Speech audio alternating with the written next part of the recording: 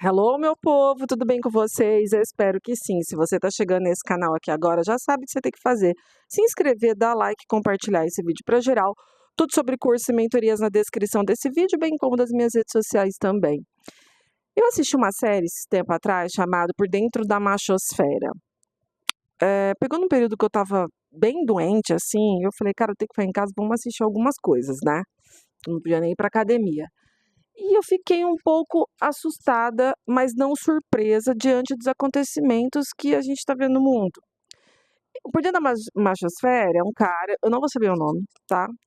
É, é lá dos Estados Unidos, se não me falha a memória, do Canadá. Esse Por Dentro da Machosfera, ele tá dentro da Netflix e mostra o cara. Ele é diretor, ele faz vários documentários e ele resolve fazer documentários sobre a machosfera, sobre os red pills, vamos dizer assim, né? E aí ele conversa com alguns caras que falam para um público na internet. É similar aos que tem no Brasil, o Calvo que tinha do Campari, que mais? Agora o Café que Teu Pai Caiu e outras figurinhas dessa, sabe? Que são os caras que não são bonitos, mas tem uma retórica, né? Que se você tiver um pouquinho de inteligência, você sabe que aquilo ali é uma retórica bem devastada, né? Tipo, uma retórica que não faz a minha diferença. O cara só sabe falar, mas o discurso é vazio. E, enfim. Só que lá nos Estados Unidos, eu fiquei um pouco mais chocada, confesso. Porque os red pills lá, eles não estão nem aí. Porque aqui no Brasil, eles falam. Só que tem coisas que não pode se falar, né? Porque a gente sabe que isso vai para os outros ramos aí, né? Você pode cair numa misoginia, pode ser processado, sua conta pode cair, afins. Lá nos Estados Unidos, o negócio é mais escrachado. Então, eles entrevistaram 3 caras que, tipo, dois deles, não, um deles tinha família e que a esposa, o relacionamento dele era aberto, mas para ela não. O outro que era noiva de uma moça, mas não tinha pretensão de casar com ela, deixou isso explícito, tanto que no final ela larga a mão dele.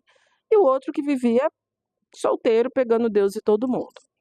O que esses caras tinham em comum é exploração de jogos, começava por aí de jogos de azar, dessas bets, de jogos de tigrinho da vida.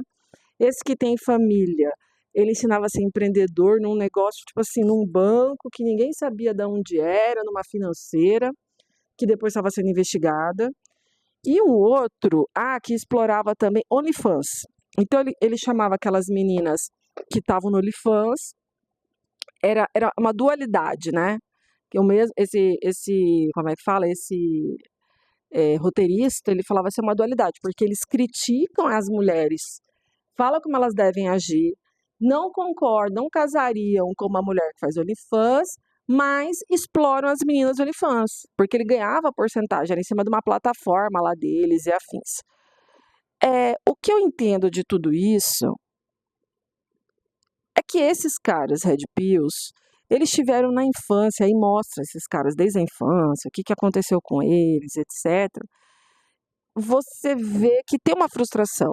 Não tem pai presente, ah, tomaram toco de meninas quando eram mais novos. Ah, sabe aquele tipo de cara que não era o queridinho da escola, mas ele queria chamar a atenção de um jeito, mas ele não chamava, é o cara que sofreu bullying. Depois, na fase adulta, que ele tem uma certa condição, aí ele quer oprimir, e ele já foi ele era o opressor, ele era oprimido, ele quer ser o opressor, é isso aí. O problema desses discursos é que esse documentarista, ele fala porque é para uma geração que está chegando agora. E se nós pais não formos uns pais bem incisivos e de mandar a nossa postura em cima dos nossos filhos, vai acontecer o seguinte, esses caras vão ser influenciados por esse tipo de gente. E que é problemático pra caramba esse tipo de gente, sabe? Por que é problemático esse tipo de gente?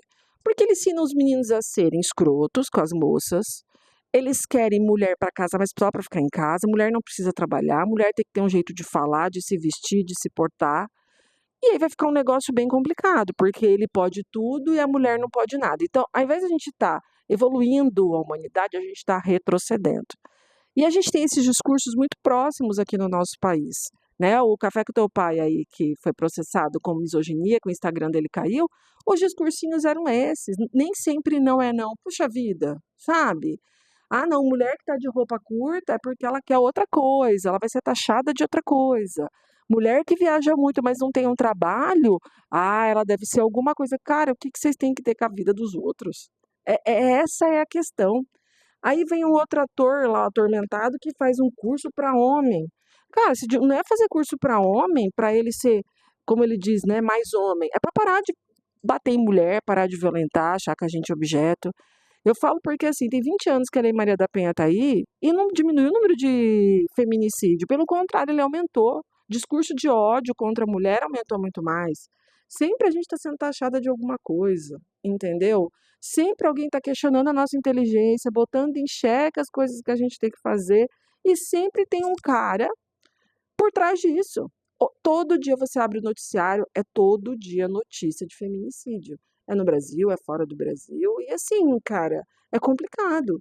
E até eu estava vendo antes de gravar esse vídeo no TikTok da sogra que mata a nora. E o filho fala: mãe, você tirou de mim a coisa mais importante da minha vida. Aí a sogra fala: ah, mas você preferiu ela a eu. Você tá entendendo? Inclusive mulheres machistas nesse nível provocando esse tipo de atitude. Então, assim, gente, eu fico muito chocada com isso.